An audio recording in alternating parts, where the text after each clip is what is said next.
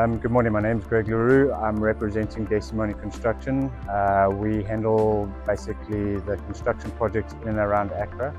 I will be the lead person for Decimoni Group, leading the construction of the Lux Mason project.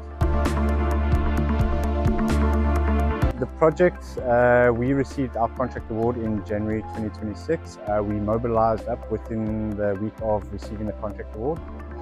We then appointed Palcon to initiate the piling, which is the vertical shoring for the basement. The basement is a fairly tricky construction element, as we need to go down 12 meters deep to the base of the raft, and then from there onwards we actually construct the building up.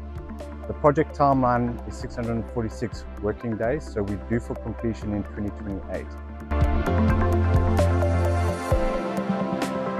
Right now we're having a look at the bulk earthworks platform preparation, which means we've now completed the piling to the platform. The piling is basically, in a sense, the vertical shoring which we need in place to actually start with the bulk excavation. We are going down 12 meters deep. The soil conditions are fairly unsuitable to sustain its own size, so hence the need for the vertical shoring.